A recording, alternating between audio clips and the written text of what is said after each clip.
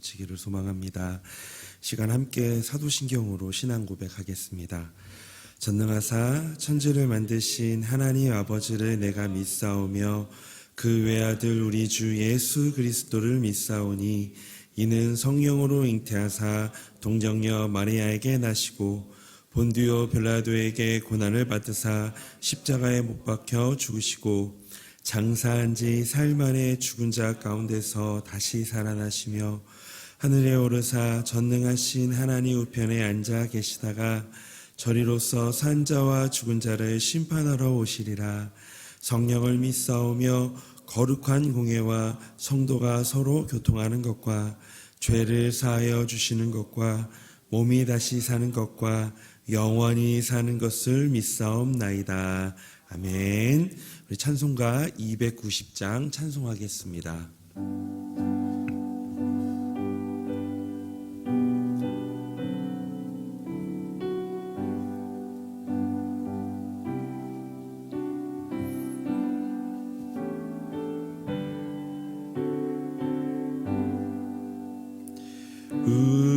우리는 주님을 늘 배반하나 내 주 예수 여전히 날 부르사 그 참되신 사랑을 베푸시나니 내 영제여 주님을 곧 따르라.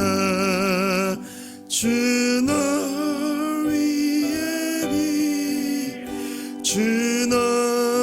위해 비네 주 널 위해 비네 항상 비시네. 주께서 풍성한 은혜를 내려 내 영혼이 나날이 복 받으사니 주 예수를 너희도 구주로 섬겨 곧 따르면 풍성한 복 받겠네. 주 널 위해 주 널 위해 비네 주 널 위해 비네 항상 비시네. 무거운 짐 지고 애타는 인생 주 예수께 돌아와 보시어라. 내 주 예수 너희를 돌보실 때에 참복락과 네가 넘치겠네.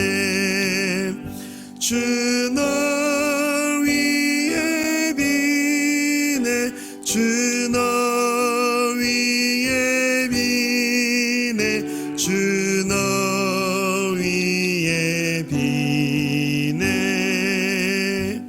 항상 비시네. 하나님 말씀 함께 보겠습니다. 오늘 하나님 말씀은 에스겔 43장 1절에서 12절의 말씀입니다. 에스겔 43장 1절에서 12절의 말씀입니다. 한 절씩 교독하도록 하겠습니다. 그 후에 그가 나를 데리고 문에 이르니 곧 동쪽을 향한 문이라. 이스라엘 하나님의 영광이 동쪽에서부터 오는데 하나님의 음성이 많은 물소리 같고 땅은 그 영광으로 말미암아 빛나니 그 모양이 내가 본 환상 곧 전에 성읍을 멸하려 올 때에 보던 환상 같고 그 발 강가에서 보던 환상과도 같기로 내가 곧 얼굴을 땅에 대고 엎드렸더니 여호와의 영광이 동문을 통하여 성전으로 들어가고 영이 나를 들어데리고 안뜰에 들어가시기로 내가 보니 여호와의 영광이 성전에 가득하더라. 성전에서 내게 행하는 말을 내가 듣고 있을 때에 어떤 사람이 내 곁에 서 있더라. 그가 내게 이르시되 인자야 이는 내 보좌의 처소 내 발을 두는 처소 내가 이스라엘 족속 가운데에 영원히 있을 곳이라. 이스라엘 족속 곧 그들과 그들의 왕들이 음행하며 그 죽은 왕들의 시체로 다시는 내 거룩한 이름을 더럽히지 아니하리라. 그들이 그 문지방을 내 문지방 곁에서 그 문설주를 내 문설주 곁에 두어서 그들과 나 사이에 겨우 한 담이 막히게 하였고 또 그 행하는 가증한 일로 내 거룩한 이름을 더럽혔으므로 내가 노하여 멸망시켰거니와 이제는 그들이 그 음란과 그 왕들의 시체를 내게서 멀리 제거하여 버려야 할 것이라. 그리하면 내가 그들 가운데에 영원히 살리라. 인자야 너는 이 성을 이스라엘 족속에게 보여서 그들이 자기의 죄악을 부끄러워하고 그 형상을 측량하게 하라. 만일 그들이 자기들의 행한 모든 일을 부끄러워하거든 너는 이 성전의 제도와 구조와 그 출입하는 곳과 그 모든 형상을 보이며 또 그 모든 규례와 그 모든 법도와 그 모든 율례를 알게 하고 그 목전에 그것을 써서 그들로 그 모든 법도와 그 모든 규례를 지켜 행하게 하라. 성전의 법은 이러하니라. 산 꼭대기 지점의 주인은 지극히 거룩하리라. 성전의 법은 이러하니라. 아멘. 저희가 계속 지금 에스겔서를 함께 묵상하고 있습니다. 하나님은 이 이스라엘 백성의 범죄 때문에 예루살렘과 성전을 떠나셨습니다. 하나님의 떠나심은 매우 충격적인 사건이었습니다. 아무리 성전이 아름다워도 그곳에 하나님이 계시지 않는다면 성전은 아무런 의미가 없는 것입니다. 사실 에스겔이 걱정한 것은 하나님의 임재가 아니라 하나님의 부재였습니다. 진노에 찬 하나님의 임재가 예루살렘의 죄로 인하여 이미 이스라엘을 멸망으로 이끌었다 하더라도 하나님의 영원한 부재 역시 마찬가지로 두려운 것이었습니다. 그 공동체의 삶의 중심에 하나님의 임재가 없다면 거기에는 어떠한 생명도 있을 수 없는 것입니다. 공동체는 단지 마른 뼈 더미에 불과한 것입니다. 하나님의 임재가 없다면. 마치 이런 것과 같겠죠. 마치 늘 엄마의 곁에 있어야 하는 갓난 아기에게 엄마가 곁에 없는 것과 같을 겁니다. 그 갓난 아기에게 엄마 없는 모든 순간이 바로 지옥과 같을 것이기 때문입니다. 이스라엘에게 있어서 하나님의 부재가 바로 이런 것이었습니다. 그런데 이스라엘 백성의 죄악으로 이 성전을 떠나셨던 하나님이 오늘 본문에 보니까 동쪽 문을 통해 성전으로 들어오셔서 그곳을 영원한 거처로 삼으십니다. 하나님의 이 돌아오심과 성전에 가득 찬 이 하나님의 영광은 얼마나 기다렸던 감동적인 장면이었을까요? 그러나 이스라엘이 이 회개에서 하나님이 돌아오신 것이 아니었습니다. 이스라엘은 여전히 죄악 가운데 있었습니다. 그러나 하나님은 돌아오시고 새로운 역사를 시작하십니다. 하나님은 우리가 여전히 죄를 범하고 있지만 다시 찾아오셔서 우리로 하여금 새로운 삶을 살기를 원하십니다. 하나님은 우리에게 다시금 기대를 거십니다. 그런데 우리가 하나님의 뜻대로 살기 위해선 우선적으로 하나님이 우리에게 무엇을 요구하신지를 알아야 합니다. 그것을 알지 못하고 하나님의 뜻대로 산다는 것은 불가능하기 때문입니다. 따라서 우리는 하나님의 뜻이 무엇인지를 알고 배우는 일에 열심을 내야 합니다. 오늘 본문에서 이스라엘 민족이 여전히 죄인이었을 때 찾아오신 주님을 우리 깊이 묵상하는 시간이 되었으면 좋겠습니다. 이스라엘의 죄악 때문에 그들을 떠나셨던 하나님, 그러나 다시 영광으로 임하셔서 이스라엘을 새롭게 하시는 하나님, 그 하나님이 오늘을 살아가는 우리에게 주시는 메시지를 깨닫고 기도하는 시간이 되기를 원합니다. 그래서 먼저 첫 번째로 우리가 여전히 죄인 되었을 때 하나님이 우리에게 찾아오셨음을 오늘 본문을 통해서 알게 되어집니다. 우리 2절에서 5절의 말씀을 우리 다시 한번 한 목소리로 읽어봤으면 좋겠습니다. 2절부터 함께 읽겠습니다. 이스라엘 하나님의 영광이 동쪽에서부터 오는데 하나님의 음성이 많은 물소리 같고 땅은 그 영광으로 말미암아 빛나니 그 모양이 내가 본 환상 곧 전에 성읍을 멸하려 올 때에 보던 환상 같고 그발 강가에서 보던 환상과도 같기로 내가 곧 얼굴을 땅에 대고 엎드렸더니 여호와의 영광이 동문을 통하여 성전으로 들어가고 영이 나를 들어 데리고 안뜰에 돌아가기로 내가 보니 여호와의 영광이 성전에 가득하더라. 아멘. 에스겔은 환상 중에 이스라엘의 죄악으로 떠나셨던 하나님께서 다시 돌아오시는 모습을 보게 됩니다. 그는 하나님의 영광의 왕체를 보았고 그 음성을 들었습니다. 다시 돌아오시는 이 하나님이 동쪽 문을 지나 성전 안으로 들어오셨는데 그때 성전에 하나님의 영광이 가득하게 되었습니다. 하나님의 영광이 성전에 임하였다는 것은 하나님께서 다시 자기 백성과 함께 하시겠다는 뜻을 보여주시는 것입니다. 왜냐하면 이 이스라엘의 죄악으로 인해 하나님께서는 성전을 떠나 성읍 동편산으로 이동하셨기 때문입니다. 하나님은 언제나 이 당신이 택하신 백성들과 함께 하셨습니다. 여기에서 우리가 주목해야 할 것은 이스라엘 백성들의 심경과 상태에 어떠한 변화도 없었다라는 사실입니다.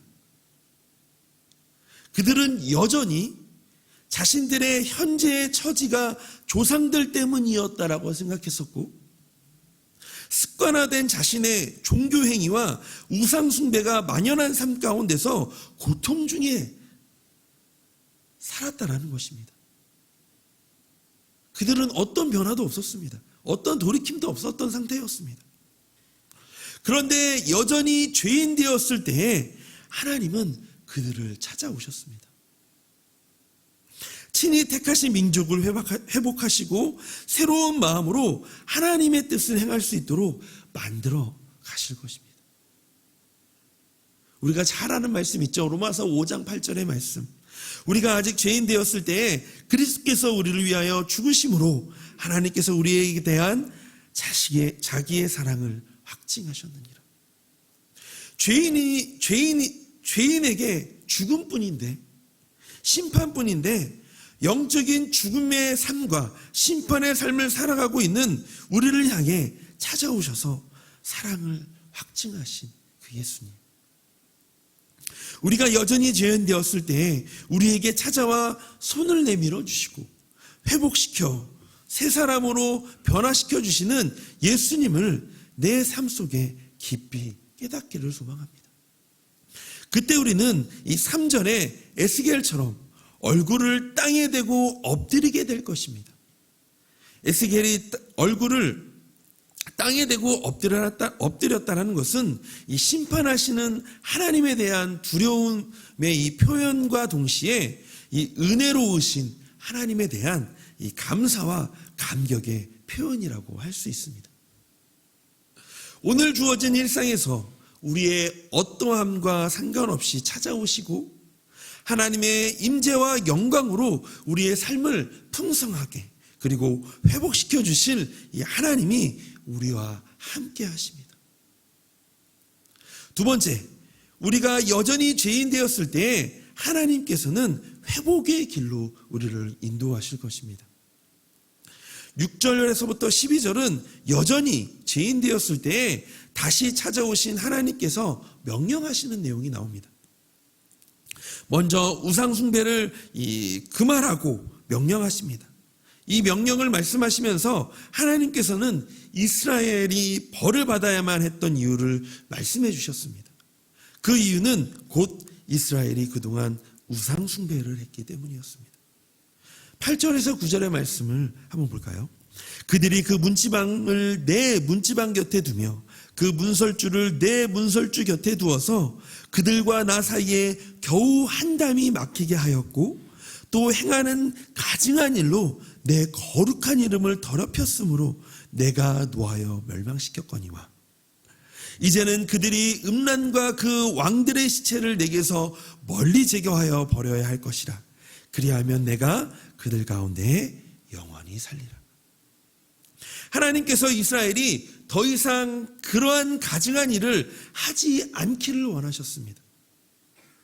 그리고 영원토록 하나님만 섬겨야 된다라고 말씀하셨습니다. 이스라엘 백성뿐만이 아닙니다. 우리도 하나님을 의지해야 함에도 불구하고 하나님보다는 세상의 것, 물질적인 것, 인간적인 것을 의지할 때가 참 많은 것 같습니다. 또한 우리 자신에게 우상 숭배의 요소들을 너무 많이 찾을 수도 있습니다. 곧 하나님보다 더 중요하게 여기고 우선순위를 두는 것이 바로 그것입니다. 이런 것들은 결국 하나님과의 단절의 결과를 가져오게 됩니다. 그래서 하나님께서는 오늘을 살아가는 우리에게 말씀하십니다. 이제 그 음란한 왕들의 우상을 내게서 멀리 제거하여 버려야 할 것이라. 그렇게 하면 내가 그들과 영원히 살 것이다 라고요. 하나님은 우리와 영원히 함께하길 원하시고 그렇게 영원히 함께 하십니다. 그런데 우리가 문제입니다. 하나님께서 우리가 여전히 죄인 되었을 때 다시 돌아오신 이유는 우리와의 관계를 회복하며 영원히 함께하기 위함이십니다. 관계의 회복, 하나님 함께하심을 완성하시는 분이 바로 예수 그리스도이십니다. 이 땅에 오신 예수님께서 십자가의 죽음과 이 부활하심으로 하나님과 인간 사이에 막힌 담을 무너뜨리시고 끊어진 관계를 다시 회복하며 하나님이 우리를 버리지 않으셨고 늘 함께 하시며 회복하기를 원하심을 그 십자가의 사건을 통하여서 그 부활을 통하여서 보여주셨습니다. 지금 우리가 그 은혜를 힘입어 살아가고 있는 것은 아닐까요? 또한 하나님은 거룩함으로 우리를 초대하십니다. 11절의 말씀을 우리 함께 다시 한번 읽어보도록 하겠습니다. 11절입니다. 만일 그들이 자기들의 행한 모든 일을 부끄러워하거든 너는 이 성전의 제도와 구조와 그 출입하는 곳과 그 모든 형상을 보이며 또 그 모든 규례와 그 모든 법도와 그 모든 율례를 알게 하고 그 목전에 그것을 써서 그들로 그 모든 법도와 그 모든 규례를 지켜 행하게 하라. 아멘. 하나님은 하나님의 전에 거룩함을 깨닫게 함으로써 이스라엘에게 가르치라고 말씀하셨습니다. 이 명령은 하나님이 임재하고 계시는 이 성전을 봄으로써 하나님의 거룩하심을 깨닫고 그 거룩하심을 본받으라는 의미입니다. 하나님께서 원하시는 것은 우리의 거룩함입니다. 오늘날 우리에게 말씀하시는 거룩함이란 구별됨입니다. 세상과의 단절은 아닙니다. 지난 시간에도 말씀드렸지만 세상과의 단절이 거룩이 아니라 우리의 일상에서 그리스도인으로 이 하나님의 함께하심을 드러내는 삶, 즉 하나님이 함께하시기에 실패해도 다시 일어서고 고난 중에도 인내하며 함께 웃고 함께 우는 것, 삶의 모든 부분에서 하나님의 이끄심을 따라 살아가는 것, 이것이 바로 구별됨입니다. 우리는 오늘도 말씀을 마음에 새기며 하루를 시작하실 것입니다. 오늘 우리에게 주신 말씀, 곧 우리가 여전히 죄인 되었을 때에 하나님은 우리에게 찾아오셨고 회복으로 하셨다라는 것입니다. 우리의 어떠한 때문이 아니라 우리의 있는 모습 그대로 여전히 부족하고 실수투성이고 죄인인 우리에게 찾아오셨다라는 것. 오늘 함께 찬송가를 불렀던 것처럼, 이 찬송가의 가사처럼 주님이 오늘도 우리를 위해 기도하시며 선한 길로 인도하실 것입니다. 그래서 오늘 함께 같이 기도하실 때 이렇게 기도하시면서 오늘을 시작하셨으면 좋겠습니다. 주님, 여전히 죄인일 때에 우리를 찾아와 주셔서 손 내밀어 주셨고 나의 손을 잡아 주셔서 감사드립니다. 오늘도 있는 모습 그대로 살아가는 삶의 현장에서 나를 찾아오신 하나님을 경험하며 감사하는 삶을 살게 하여 주시옵소서라고, 매 순간마다 하나님의 함께 하심을 느끼며 살게 하여 달라고 그렇게 함께 기도했으면 좋겠습니다. 두 번째는 거룩한 삶으로 초대하신 하나님을 따라 오늘도 세상과 구별되어 살아가게 하여 주시옵소서. 단절이 아니라 삶의 현장에서 그리스도인으로 의연하게 대처하며 문제를 뛰어넘는 우리 자신이 되게 하여 주시옵소서라고 이 시간 함께 같이 기도하며 나아갔으면 좋겠습니다. 우리 함께 같이 기도하겠습니다. 하나님, 이 시간 주님 앞에 나아가 기도합니다. 하나님, 여전히 죄인일 때 우리를 찾아와 주셔서 손 내밀어 주셨고 우리의 손을 잡아 주셔서 감사드립니다. 하나님, 오늘도 있는 모습 그대로 살아가는 삶의 현장에서 하나님, 나를 찾아오신 하나님을 경험하며 감사하는 삶을 살게 하여 주시옵소서. 매 순간마다 하나님과 함께함을 느끼게 하여 주시옵소서. 하나님, 오늘도 주님의 은혜가 필요합니다. 또한 하나님, 거룩한 삶으로 우리를 초대하신 하나님을 따라 오늘도 세상과 구별되게 하여 살아가기를 원합니다. 하나님, 단절이 아닌 삶의 현장에서 그리스도인으로서 하나님 구별되며 살아가기를 원합니다. 그 구별됨은 의연하게 대처하며 문제를 뛰어넘는, 또 하나님과 함께 그것들을 이겨나가는 그런 삶임을 하나님 고백하며 오늘도 주님의 그 힘과 도우심을 구하며 나아갑니다. 하나님, 오늘도 주님 함께하여 주시옵소서. 하나님의 은혜 속에 하나님 살게 하여 주시옵소서. 하나님을 붙들며 하나님만 의지하며 하나님 그렇게 살아가는 우리의 삶, 오늘 하루가 되게 하여 주시기를 소망합니다. 하나님 함께하여 주시옵소서.